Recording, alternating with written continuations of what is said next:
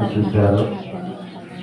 ప్రారంభం నుండి ఇప్పటి వరకు ప్రభా ఈ పాటల క్రమం అంతటిలో మీ సన్నిధిని, మీ కృపను, మీ క్షేమాన్ని మాతో ఉంచి మమ్మల్ని నడిపించి మీరు మహిమ పొందారు. మీకు వందనాలు. ఇక్కడ ఉన్నటువంటి బిడ్డలందరి కొరకు మీ స్తుతులు స్తోత్రాలు ఆయన. ఇక రావాల్సినటువంటి బిడ్డలందరి కొరకు ప్రార్థన చేస్తున్నాం. మీ సన్నిధికి నడిపించమని వారి ద్వారా, నా ద్వారా, ఈ యొక్క ఆరాధన క్రమము ద్వారా మీరు మాత్రమే మహిమను పొందమని ప్రార్థన చేస్తున్నాం. మీకు వందనాలు. విద్యన సేవకుడైనటువంటి నేను నీ సన్నిధిలో నీ మాటలు ప్రకటించుట కొరకు నిలబడుతుండగా మీ ఆత్మచేత నన్ను నింపమని ప్రార్థన చేస్తున్నా. నా నోట మీ మాటలు మాత్రమే పలికించమని ప్రార్థన చేస్తున్నా. మీకు వందనాలు. మీకు స్తుతులు స్తోత్రాలు అయినా సహాయం చేయండి ప్రభా. నీ మాటలు వినటానికి కావలసినటువంటి వేగిరపాటును, అటు జ్ఞానమును, తెలివిని, ఆత్మను, ప్రార్థన సిద్ధపాటును బిడ్డలందరికీ దయచేయమని, మీరే మహిమ, ఘనత, ప్రభావములను పొందుకొనమని యేసయ్య పుణ్యనామమునే ఈవనులని అత్యున్నతముగా అడిగి వేడుకుంటున్నాం తండ్రి. ఆమేన్. కూడి ఇచ్చినటువంటి చిన్నలకును పెద్దలకును ఇప్పటి వరకు పాటలు పాడి ప్రభునామాన్ని స్తుతించి మహిమపరిచి గణపరిచినటువంటి చిన్నలు, పెద్దలు, ప్రతి ఒక్కొక్కరికి ప్రభును ప్రియ రక్షకుడైన యేసుక్రీస్తు నామమున ప్రత్యేకమైనటువంటి వందనములు, శుభములు నేను మీకు తెలియజెప్పుకుంటా ఉన్నాను. మీ అందరికీ నా వందనాలు. చాలా శ్రద్ధగా దేవుని మాటలను మీరు ఆలకించాలని ప్రభు పేరిట ప్రేమతో మీకు నేను మనవి చేసుకుంటా ఉన్నాను. ఈరోజు చాలా ప్రసంగం చెప్పాలని సిద్ధపడ్డాను. ఉత్తర ప్రత్యుత్తర క్రమం చదవగా విన్నాసరికి నాకే ఒళ్ళు జలధరించింది. ఆమేన్. దేవుని ఉగ్రత నిక్షిప్తమైనటువంటి వాక్కులు, వచనాలు అవన్నీ కూడా. ఆమేన్. హల్లెలూయా. సరే, ఏది ఏమైనప్పటికీ ఈరోజు దాని గురించి నేను చెప్పను, కానీ నేను చెప్పాలనుకున్నదే మీకు మరి చెప్పాలని పరిశుద్ధాత్మ దేవుడు నన్ను పదే పదే ప్రేరేపిస్తూ ఉన్నాడు. మంచిది. ఈ సమయంలో ధ్యాన పాఠముగా ఏర్పాటు చేయబడినటువంటి అంశము పరిశుద్ధ లేఖన భాగముల నుండి యోహాను మొదటి పత్రిక 3వ అధ్యాయము 3వ వచన భాగములో ఉన్నటువంటి వాక్య భాగాన్ని చదువుకుందాం. యోహాను రాసిన మొదటి పత్రిక 3వ అధ్యాయము 3వ వచనం.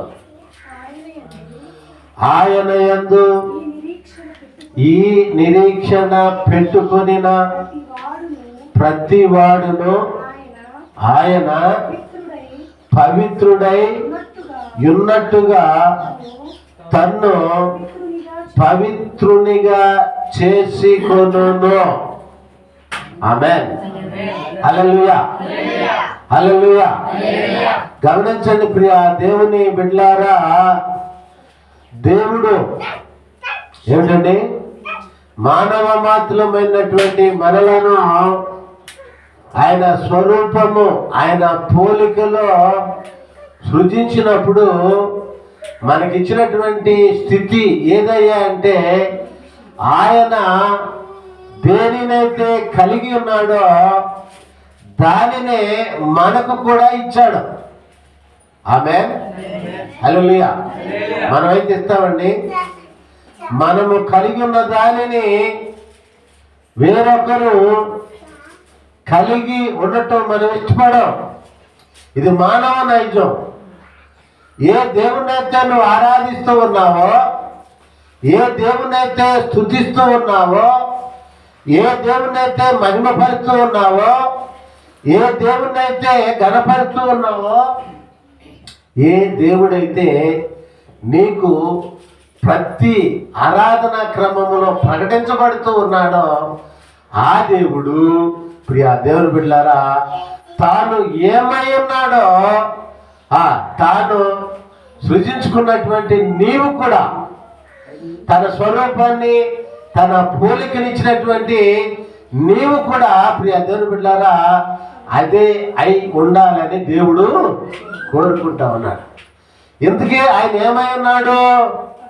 ఆయన పవిత్రుడు, ఆయన పరిశుద్ధుడు. గమనములోనైనను కించిత్ పాపము ఆయనలో అరికాలు మొదలుకొని నడినెత్తి వరకు ఏమాత్రము కూడా లేనే లేదు. అయ్యగారు అంత మంచోడే కానీ అన్నారనుకో, ఇక ఎక్కడో దేంట్లోనో లోపం ఉందని అర్థం. అమ్మగారు అంత మంచిదే కానీ అని అన్నారనుకో, ఎక్కడో ఏదో కొంచెం లోపం ఉందని ఆ పాప సంబంధం, పాపముతోటో లేకపోతే ఏ దేవుణ్ణి అయితే మేము ప్రకటిస్తున్నామో ఆ దేవునికి వ్యతిరేకమైనటువంటి ప్రవర్తన, నడక, చూపు, ఆలోచన ఎక్కడో కొంచెం ఉందని అర్థం. గమనించండి, మన విషయం అయితే ఇలా ఉంది. మనము ఆరాధించేటువంటి దేవుడైతే ఎటువైపు నుండి ఆయనలోకి చూసినా సరే అరికాలు మొదలుకొని నడినెత్తి వరకు కూడా నువ్వు కింద నుంచి పైకి పరిశీలన చేసినా ఆయనలో ఏమాత్రం కూడా ఇంత పాపం కూడా లేనే లేదు. ఆయన చెప్పినటువంటి మాట ఏంటంటే, నాలో పాపం ఉన్నదని మీలో ఎవరైనా సరే నిరూపించగలరా అని చెప్పి ఆయన అన్నాడు. ఆమేన్, హల్లెలూయా.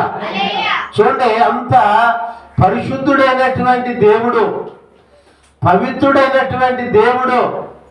ఆయన పరిశుద్ధుడు కాబట్టి, ఆయన పవిత్రుడు కాబట్టి ఎక్కడుంటా ఉన్నాడు? ఆయన ఎక్కడుంటాడండి? అసలు ఆయన జీవమైనటువంటి దేవుడు.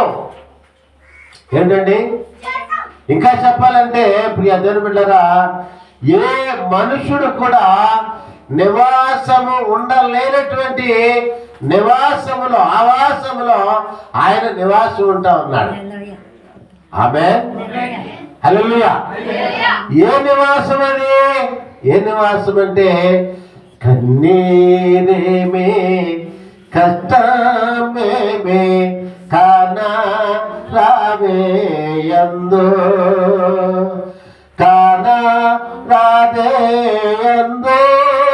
ఏంటంటే కన్నీరు కానీ కష్టం కానీ ఆయన ఎక్కడైతే నివాసం ఉంటూ ఉన్నాడో ఆ స్థలంలో, ఆ నివాసంలో ఎంత మాత్రం కూడా కనిపించవంట.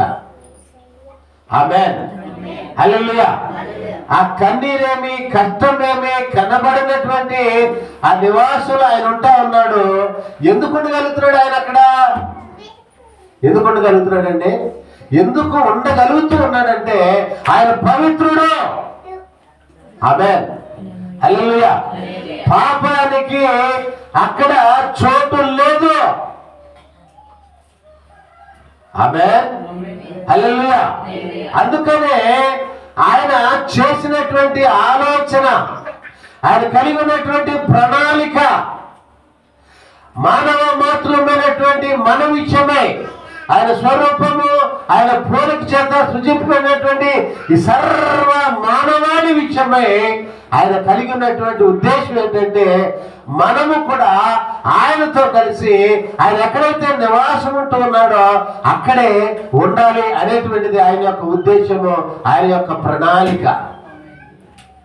ఆమేన్, హల్లెలూయా, హల్లెలూయా. అక్కడ ఉండాలంటే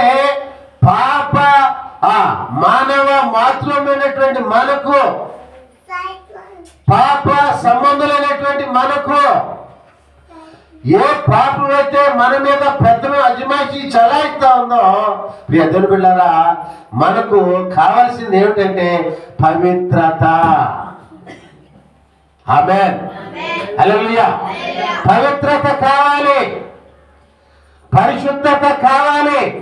అప్పుడే మానవుడు దేవుడు ఉన్న చోట ఉండగలుగుతాడు. ఆమేన్. హల్లెలూయా. పాపంతో ఎందుకు ఉండలేడు ఇక అంతే. ఈ సృష్టిలో ఎన్నో ఉన్నాయి. పాపంతో దేవుడున్న చోట ఎందుకు ఉండలేడు మనిషి?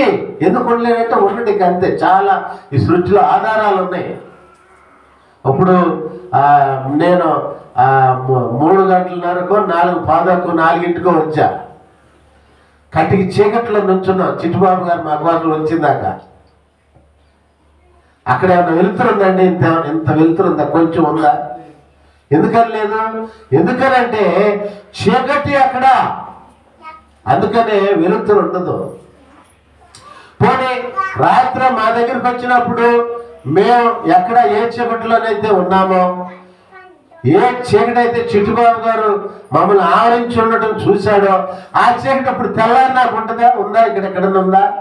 ఉండదు. ఎందుకని? వెలుగుంది ఇక్కడ. ఇక్కడేముందండి? వెలుగుంది కాబట్టి చీకటి ఉండదు. చీకటి ఉన్న చోట వెలుగు ఉండదు. ఆమేన్. హల్లెలూయా.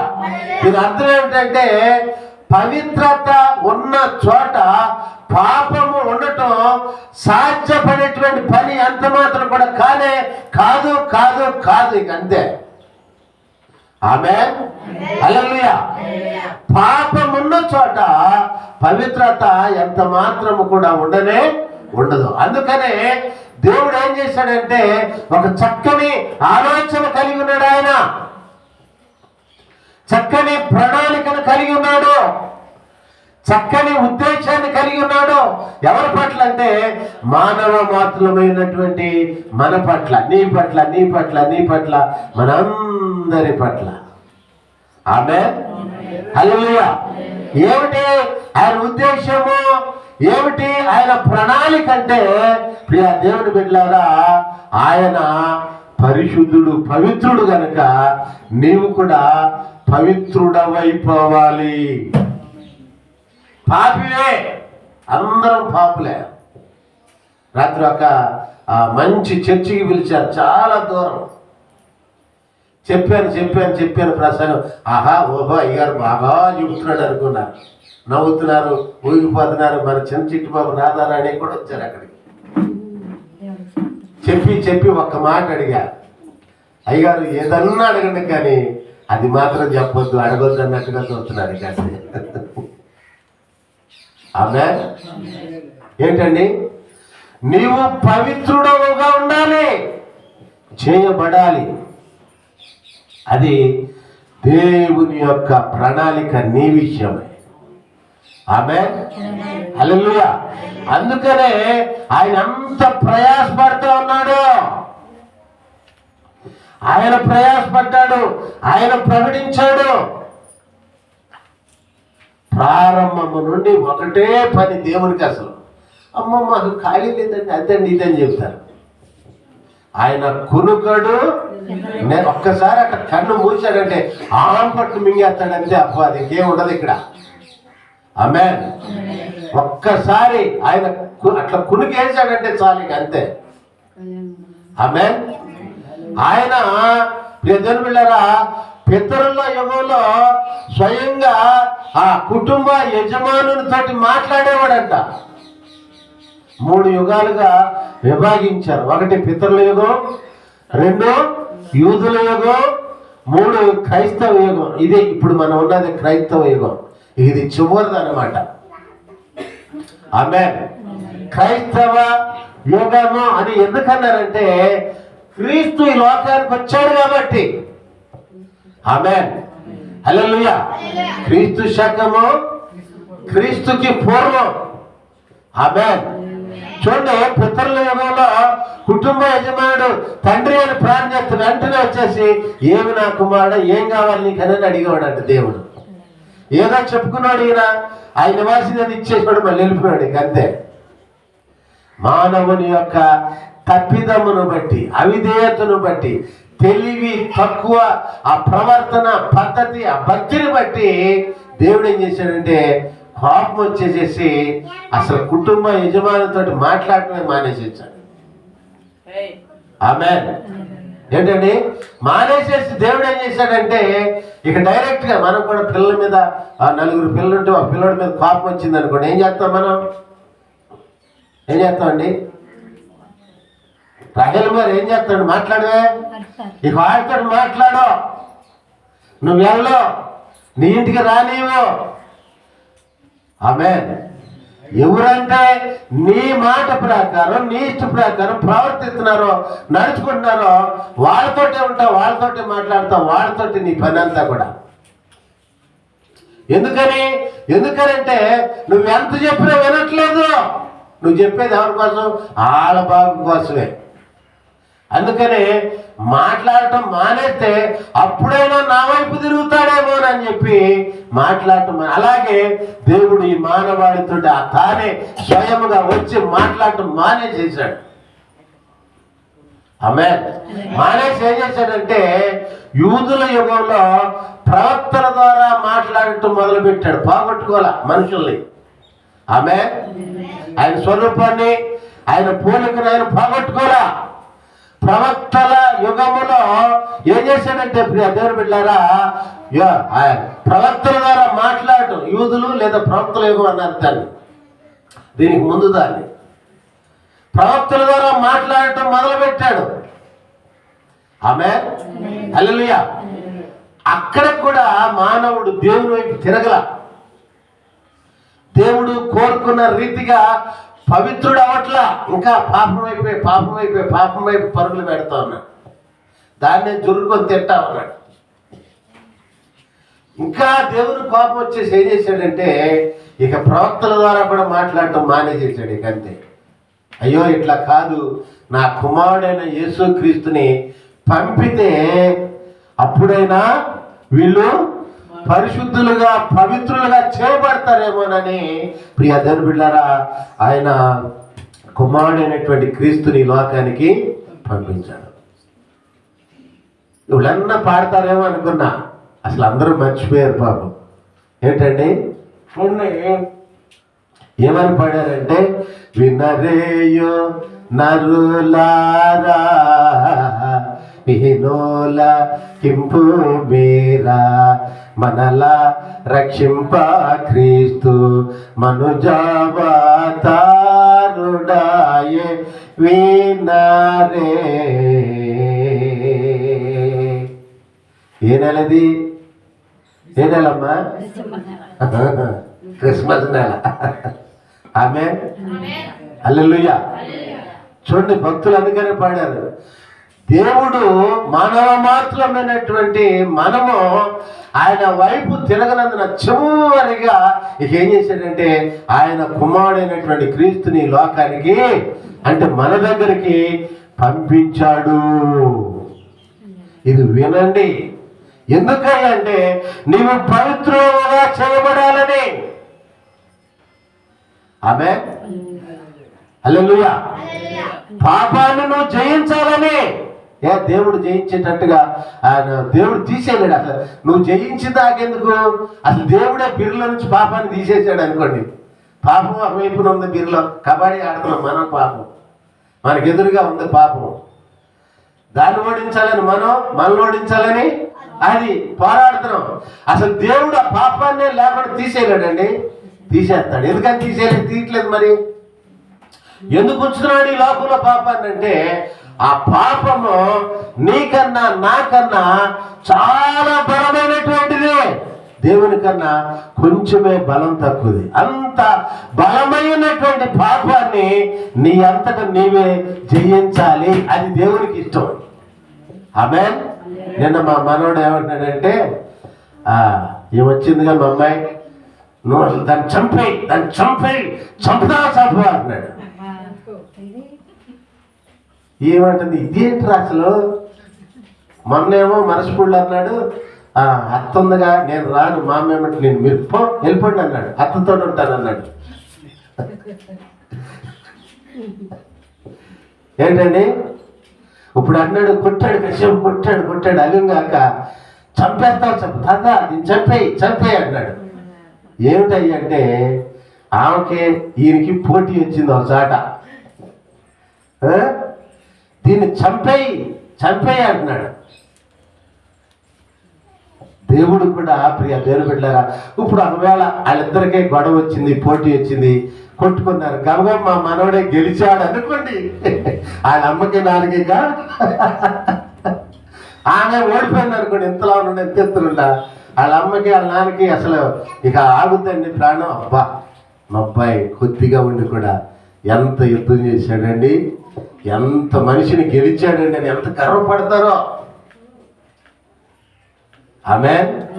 అలాగే దేవుడు కూడా నీకన్నా నాకన్నా మనందరికన్నా శక్తి కలిగినటువంటి, బలము కలిగినటువంటి అపవాదిని నీవు జయించాలనేటువంటిది ఆయన యొక్క ఉద్దేశం.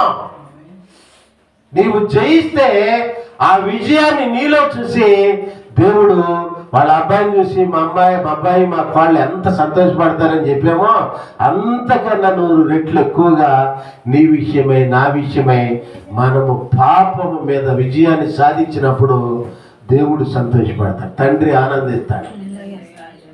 ఆమేన్.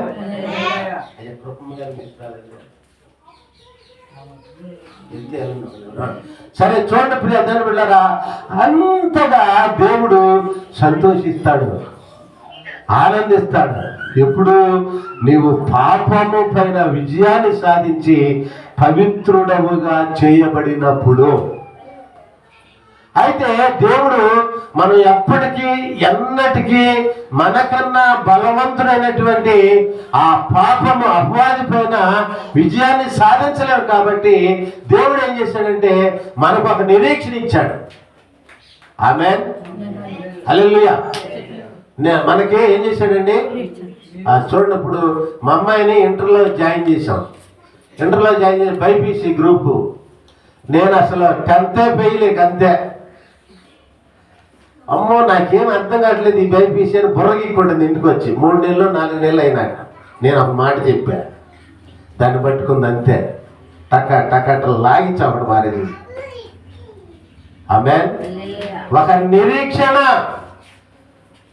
ఆవిడ బైపీసీని ఊరికి అలవాటుగా ఇలా ఫుట్బాల్ ఆడేయటానికి నేను ఏం చేశాను, ఒక నిరీక్షణ ఆవిడ ముందుంచాను. అప్పటి నుంచి ఆవిడ ఏం చేసిందంటే దాన్ని ఫాలో అయిందంతే. ఆమేన్. అలాగనే దేవుడు కూడా పాపాన్ని జయించడానికి, అపవాది పైన విజయాన్ని సాధించడానికి ఒక నిరీక్షణ మన ముందుంచుతా ఉన్నాడు. ఏమిటయ్యా ఆ నిరీక్షణ అంటే, ప్రియ దేవుని బిడ్డలారా, దేవుడు ఈ సర్వ మానవాళికి చెప్పేది. ఆమేన్. హల్లెలూయా.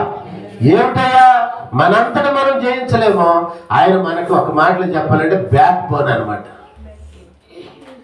ఆయన కనపడు, నీ వెనకుంటాడు అంతే, నీ ముందు కూడా ఉంటాడు, నిన్ను విజయ తీరమునకు నడిపిస్తాడు. ఆమేన్. హల్లెలూయా. హల్లెలూయా. చూడండి, అందుకని అక్కడ యోహాను భక్తుని ద్వారా దేవుడు మనకు తెలియజెప్తున్నటువంటి మాట ఏంటంటే, ఆయన యందు ఈ నిరీక్షణ పెట్టుకొనిన ప్రతివాడును. ఎవరండి? ప్రతి వాడు వీడు అంటున్నాడు పరిశుద్ధాత్మ దేవుడు. ఇక్కడ ఎవరినంటారు? వాడు వీడని దొంగని అంటారు, వ్యభిచారిని అంటారు, జోదరిని అంటారు, సరైనటువంటి నడక లేని వాడు. నా మాట ఇంటే కదండి, అసలు కొడుకయ్యే పుట్టాడు, కూతురయ్యే పుట్టింది, అసలు నా మాట ఇంటే కాదు. దేవుడు కూడా ఇక్కడ ఏమంటున్నాడంటే, ప్రతి వాడు, నువ్వు ఎవరైనా కావచ్చును. ఏంటండి? ఎంత ఘోర పాపమునైనా నా దేవుడు, ఏంటమ్మా వచ్చా ఈ పాట మీకు, దూరము చేసే నాదుని వేడదా. ఎంత ఘోర పాపాలు చేసామో, వాడా వీడా అని నువ్వు సమాజం చేత అనిపించుకున్న వాడమైనా సరే, చేవరించినటువంటి వాడమైనా సరే, ఇక్కడ దేవుడు చెప్తున్నటువంటి మాట ఏంటంటే ప్రతి వాడును, ఎవరైనా కావచ్చునుగా, ప్రతి వాడును ఆయన పవిత్రుడై ఉన్నట్టుగా తన్ను తాను పవిత్రునిగా చేసుకొనును. నీ చేతిలోనే పెట్టాడు ఈ తాళం. ఆమేన్. నువ్వు పాపివిగా ఉంటావా, పరిశుద్ధుడవుగా ఉంటావా, ఏంటండి, పవిత్రుడవుగా ఉంటావా, అపవిత్రుడవుగా ఉంటావో దేవుడు ఏం చేశాడండి, నీకే అవకాశం ఇచ్చేసాడు. ఇంకంతే. ఆమేన్. హల్లెలూయా. ఎందుకు ఏమిటి ఈ నిరీక్షణ? ఏమిటి ఈ నిరీక్షణ అంటే మానవమాత్రమైనటువంటి మనలను దేవుడు ఆయన స్వరూపం, ఆయన పోలికలో ఈ భూమి మీద సృజించాడు. పరిశుద్ధుడిగా ఉండమని చెప్పాడు, పరిశుద్ధులుగా చేశాడు, పవిత్రులుగా చేశాడు. అయితే సర్పము తన కుయుక్తి చేత హవ్వను మోసగించడం ద్వారా క్రీస్తుల్లో ఉన్నటువంటి సరళత నుండి, పవిత్రత నుండి సర్వ మానవాళి ఏమైపోయిందంటే వేరైపోయింది, దాన్ని పోగొట్టుకుంది. ఆమేన్. హల్లెలూయా.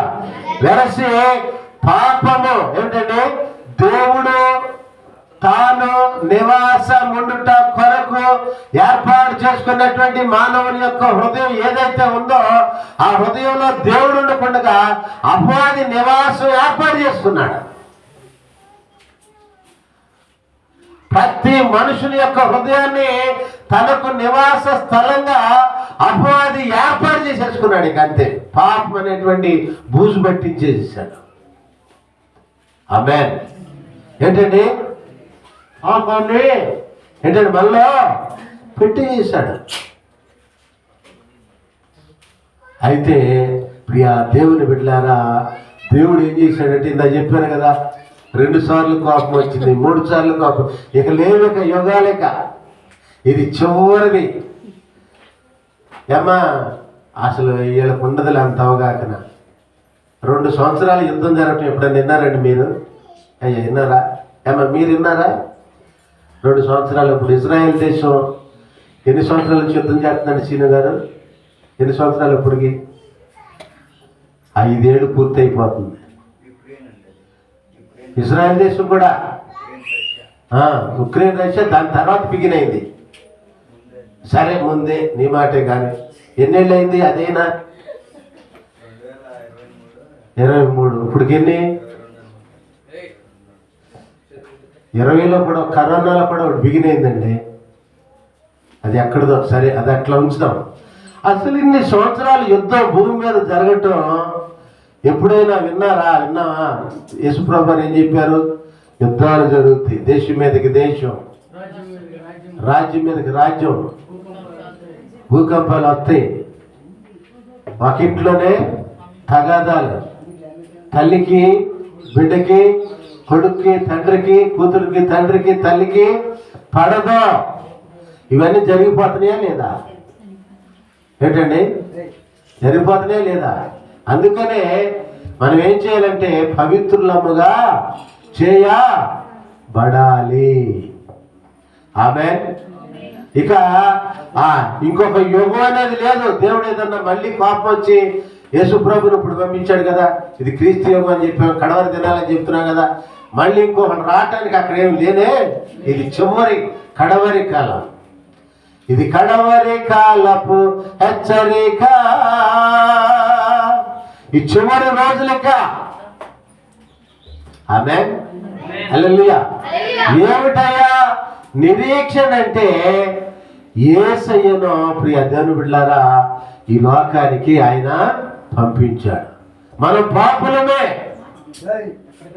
మనం అందరం కూడా ఏ భేదమును లేదు, అందరూ పాపం చేసి దేవుడు అనుగ్రహించే మహిమను, నేను పరిశుద్ధుడిని, నేను మంచోడిని అంటే కుదరదు, పాపే.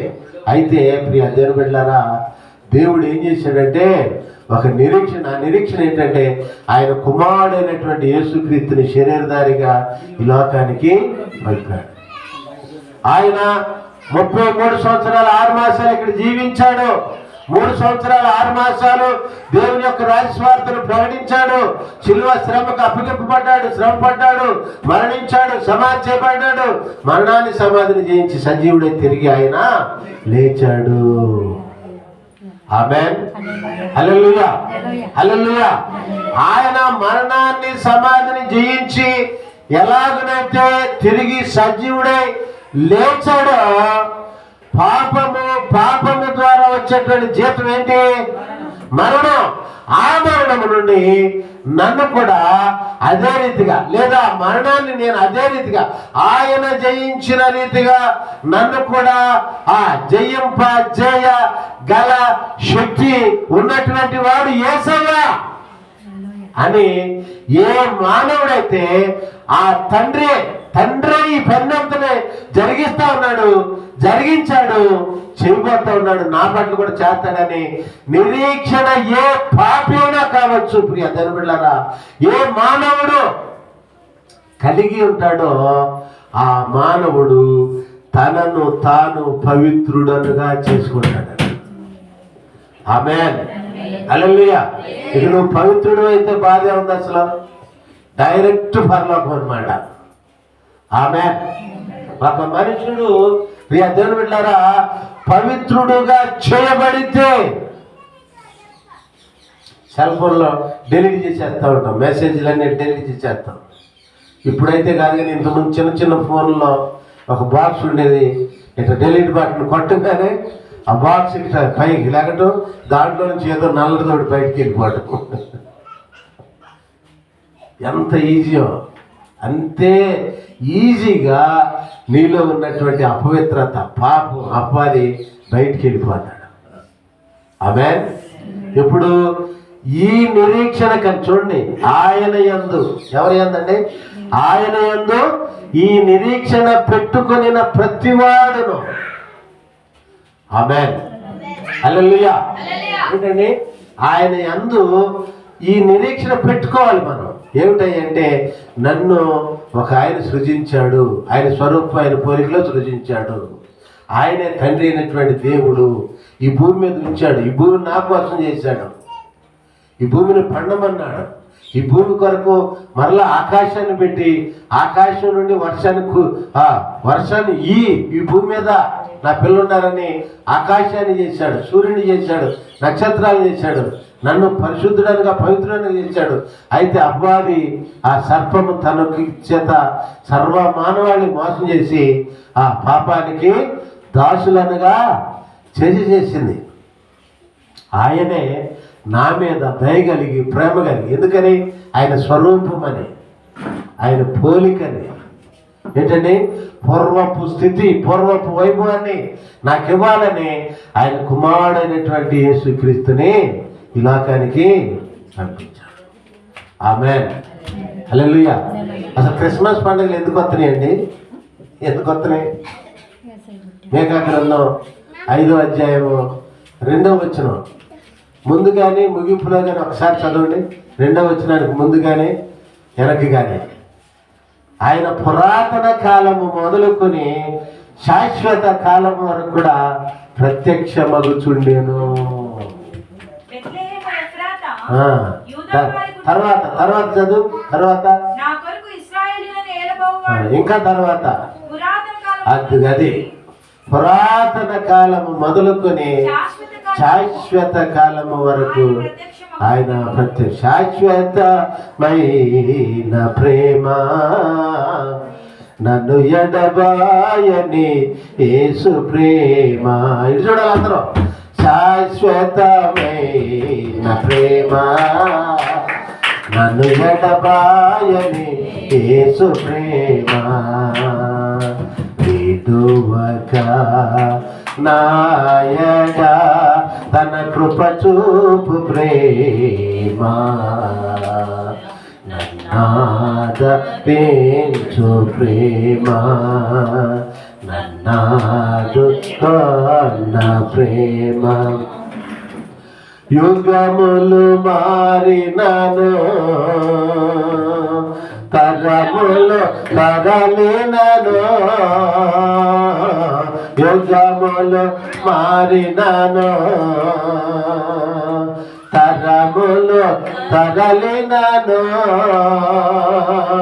రాజ్యములే కంపించిన, భూరాష్ట్రములే అంతరించిన, రాజ్యాలు కంపించినా సరే, భూరాష్ట్రాలు అంతరించినా సరే, ఆయన ప్రేమ శాశ్వతమైనటువంటి ప్రేమ. ఆమేన్, హల్లెలూయా. చూడండి ప్రియ దేవుని బిడ్డలారా, ఈ నిరీక్షణ, ఆయన శాశ్వతమైనటువంటి ప్రేమ కలిగినటువంటి వాడు. నేను ఆయన స్వరూపం, ఆయన పోలిక, నన్ను విడువడు, నన్ను ఆయనతో ఉండుట కొరకు యేసయ్యను పంపించాడు. యేసయ్య నన్ను అక్కడ తీసుకుని వెళ్తానని ఏ మానవుడైతే ఆయన యందు, తండ్రి అయినటువంటి దేవుని యందు నిరీక్షణ కలిగి ఉంటాడో, దేవుని బిడ్డలారా, ఆ మానవుడు తన్ను పవిత్రునిగా చేసుకుంటాడంట. ఆమేన్, హల్లెలూయా. ఆ ప్రక్రియ, ఆ పరమ, ఆ సత్యము నీ విషయమై నెరవేరాలని, నీవు ఆ పవిత్రతను కలిగి ఉండాలని తండ్రి అయినటువంటి దేవుని యొక్క ఉద్దేశము. ఆమేన్. చింటూ మన పుట్టినరోజు చింటూ ఎప్పుడు చేసుకున్నాడు? వాళ్ళ నాన్న ఉన్నాడా? వచ్చాడా? వాళ్ళ అమ్మ వచ్చాడా? ఎన్నిసార్లు ఫోన్ చేశారు, వచ్చాడా? రాలా అంటే ప్రేమ లేదా పిల్లడి మీద? ఏమా ప్రేమ లేదా? ఎవరికన్నా ఇస్తాడా? సంపాదించింది ఎవరికన్నా ఇస్తాడా? ఎవరికి ఇస్తాడు? వాళ్ళ అబ్బాయికే ఇచ్చుకుంటాడు అంతే.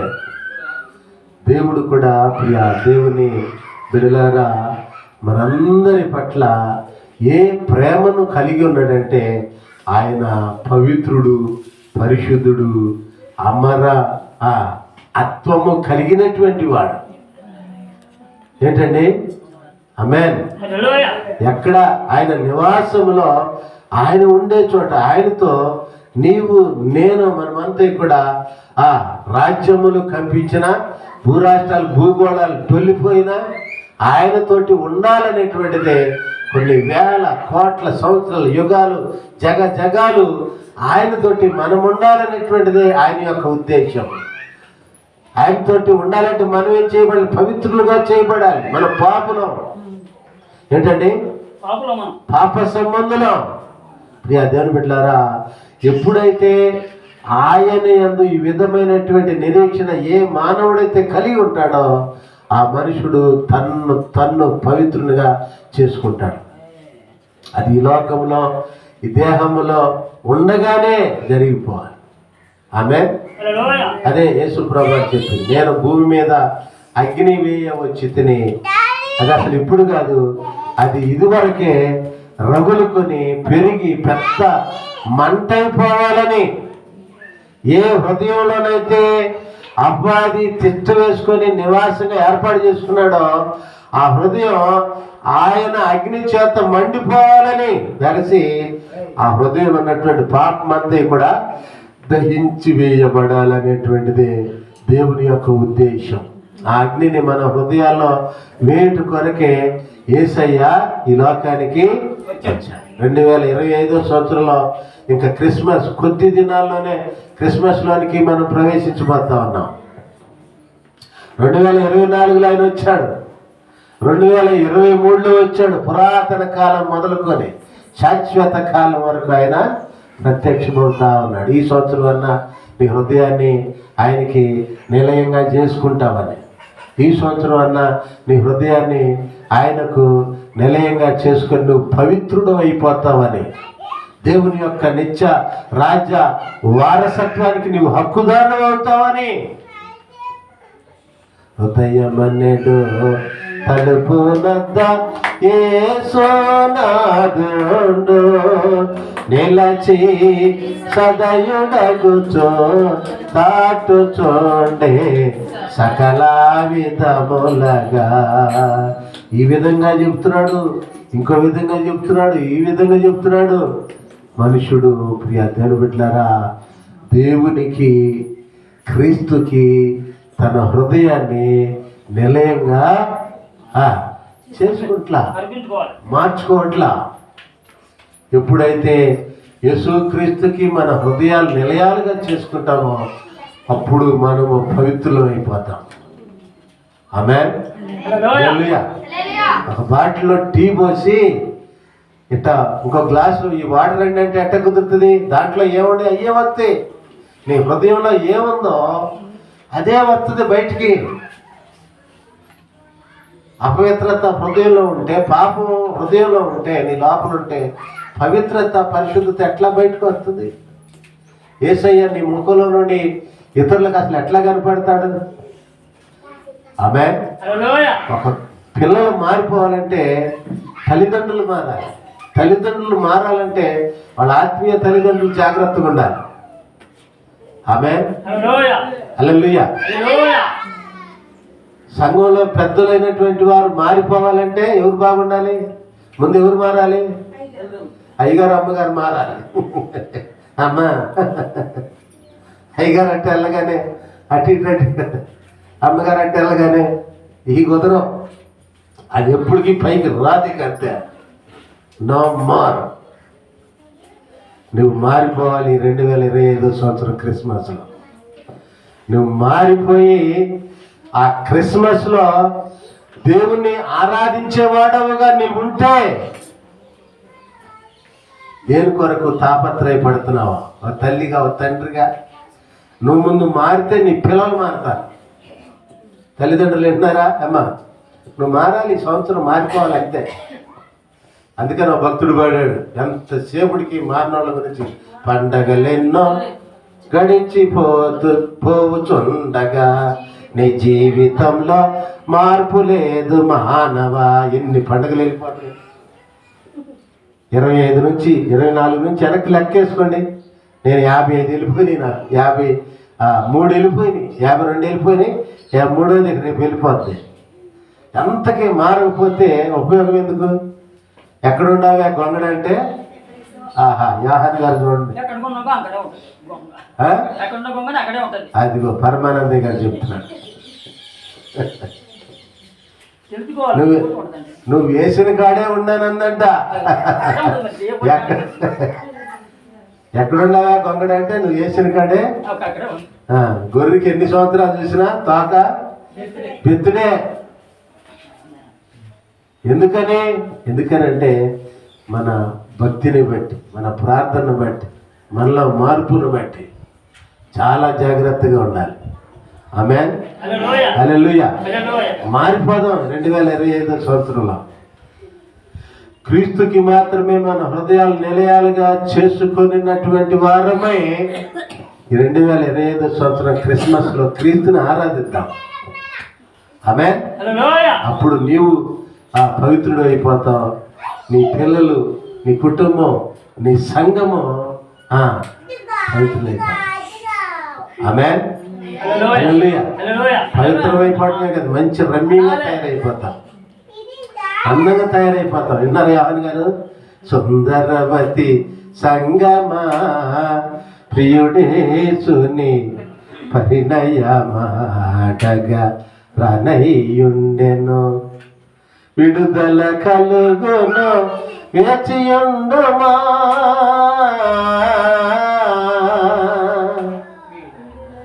ఏంటండి విడుదల? అన్నిటి నుంచి విడుదలకి అంతే.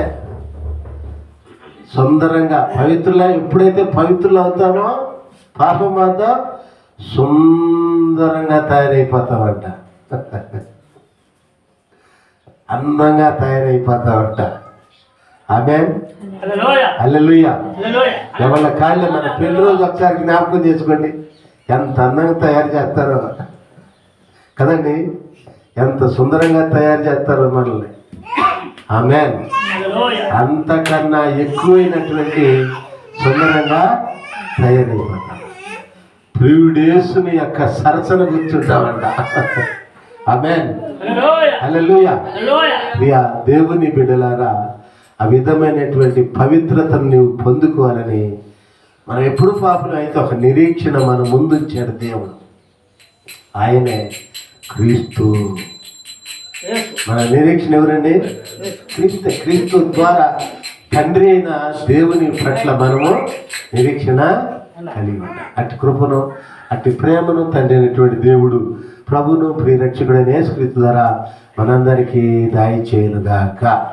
ఈ మాటలు దేవుడు మనవినికుల్లో దీవించి ఆశీర్వదించునుగాక. ప్రేమ గల మా తండ్రి యేసుక్రీస్తు నామమున మీకు వందనాలు. ఈ వాక్యపు విత్తనములు బిడ్డల హృదయాల్లో వెదజల్లి ఉండగా అవి వారి హృదయంలోనే పడి మొలిచి పెరిగి పెద్దవై మీ ఆత్మ ఫలములు ఫలింపు కృపను యేసు నామములో బిడ్డలందరికీ దయచేయమని మీరే మహిమను పొందమని యేసయ్య పుణ్య నామములు ఈ మనులని అధీనముగా అడిగి వేడుకొని పొందుకొని నా తండ్రి ఆమేన్.